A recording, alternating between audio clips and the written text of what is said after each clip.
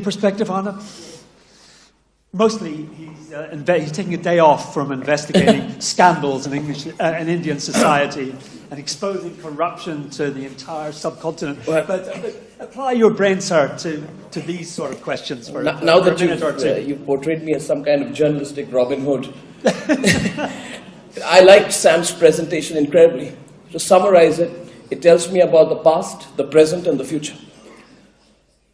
Let me begin by saying that the hegemony of Western media has to end. Western media has had it too good for too long, and it has ruined the balance of power that's required, not just in politics and society. I was told you were a shy and retiring journalist. Now, since Sam started with numbers, I'd like to share some numbers. Sam's numbers were very interesting. If you look at his numbers, he says that in India, 91% of Indians follow cross-border news.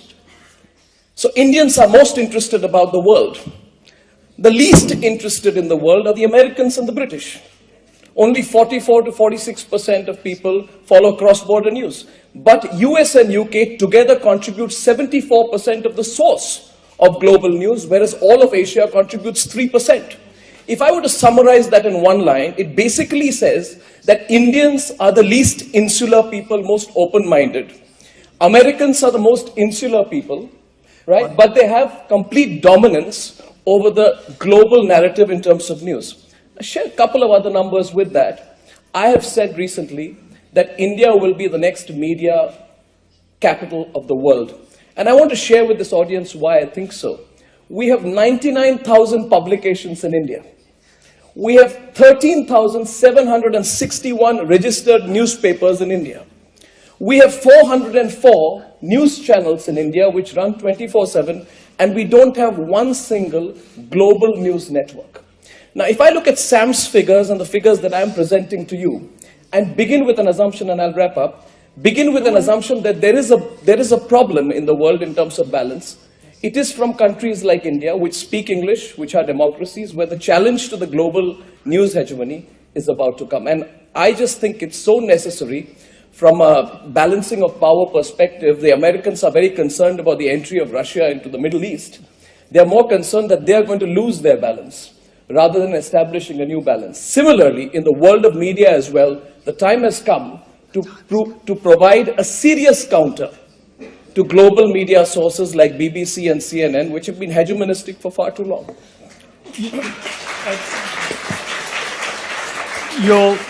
In a few more moments, you will be every bit as popular in Moscow as you clearly are in Delhi. But you use big words like hegemony. Right, here's your manifesto. This moment, this day, what are you going to do about it? What are you going to do about it? You've given okay. Numbers that talk about balance and hegemony. Yeah. India is a huge, prosperous, rich country. What are you going to do about it? I don't know how prosperous and rich we are, but we are going to be prosperous and rich. But I'll share some statistics with you. Look at the potential of a country like India. Today we have 100 million mobile phones in India. 3 years from now, we'll have 500 million mobile phones in India. With respect, that was not my question. Okay. You say the gap is in India's international reach, yes, and the insularity of the UK and the US. What are you, as an Indian media executive, going to do to redress the international balance, if at all? The first thing that I would do would be to remind the Americans of what they have done in the last 20 years in the world. As the Chinese Premier Zhou Enlai said about the Americans, one of the delightful things about Americans is they have absolutely no historical memory. They don't remember. Or Gore Vidal said that the USA is the United States of amnesia. The fact of the matter is that you must remember today, and I'll only ask one question to this audience. It is 12 years to the day that a theory of the weapons of mass destruction was fed, and, if I may say so, amplified by the Western media. Everyone bought into it. There were cheerleaders. Nobody seriously questioned it. At one point of time, there was an article in the Newsweek magazine which said, it doesn't matter if Iraq has weapons of mass destruction, but the fact is they shouldn't get any. So what I'm going to do, in a very succinct reply to your question, is to restore the balance by creating a global media environment that is not located out of Washington, New York, or London. You create that global capital, you'll have a balance of power. 10 years back, you would have never imagined that India would be the software capital of the world.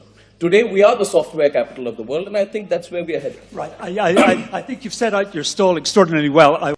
As against a backdrop of globalization, you'll get homogenous, globalized news. That's a danger, and it will be boring news. Is there a danger that your vision of the world might lead in that direction?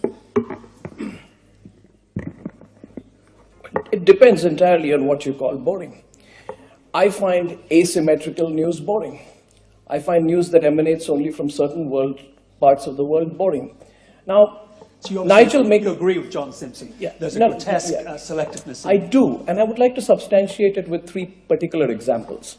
We can go at the 80s, when Ronald Reagan described the Mujahideen as, Rambo-type people who were simply fighting with handheld weapons against a foreign invader.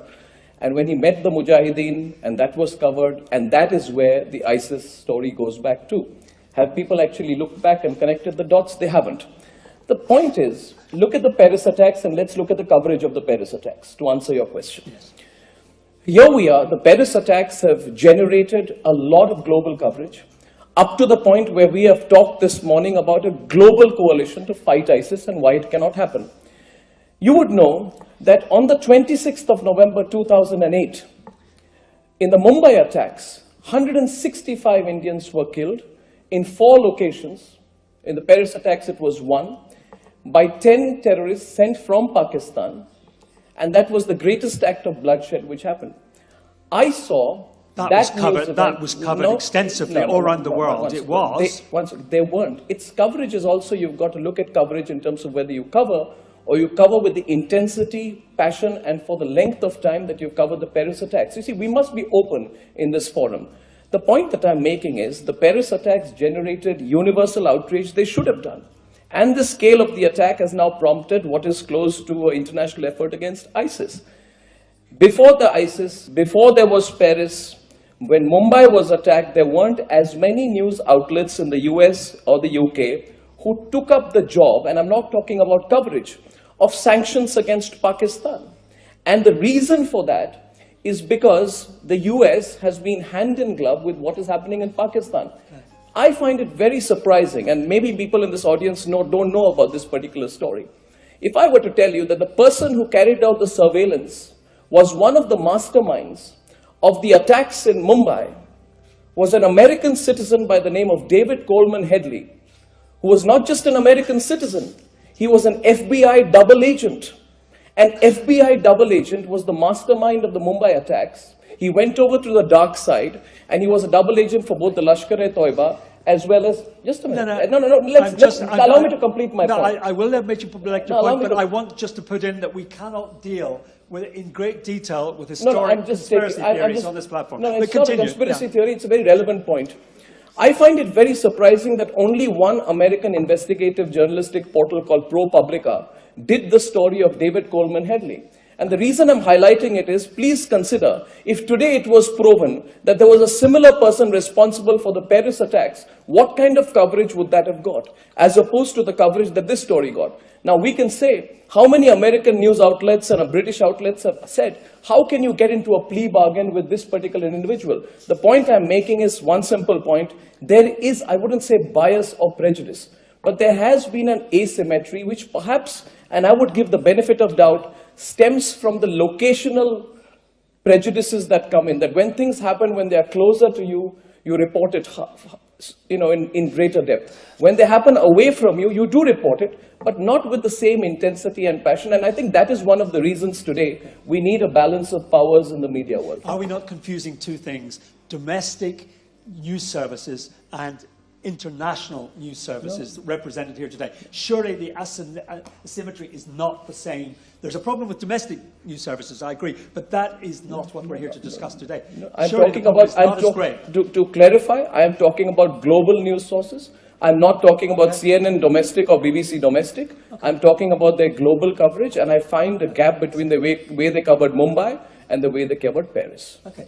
In a sense, Anna, you've already addressed the problem, but maybe at just greater length. Does that does that view chime with, if it's a short one? A very short one. The point she's making, and I agree with her, that the genuine belief is that it is only in a very diversified media space that you can have a very serious discussion of the causes and the climate that has led to the situation in the Middle East today. And hence, if we are to truly examine what are one of the factors, because domestic public opinion matters everywhere in the world. If there was domestic public opinion, since we cannot separate with respect what domestic channels do from what global channels do, because if the domestic channel is building up a certain sentiment in favor of a war, then inevitably there is less pressure on the government. Hence, we must examine whether the domestic channels also are asking the questions in as forthright a way. And if they don't, then one alternative is for channels like Russia today. Other channels emerging from elsewhere in the world to broadcast right into the USA, so that people there get a different perspective. That's exactly what we're doing, and if you let me continue,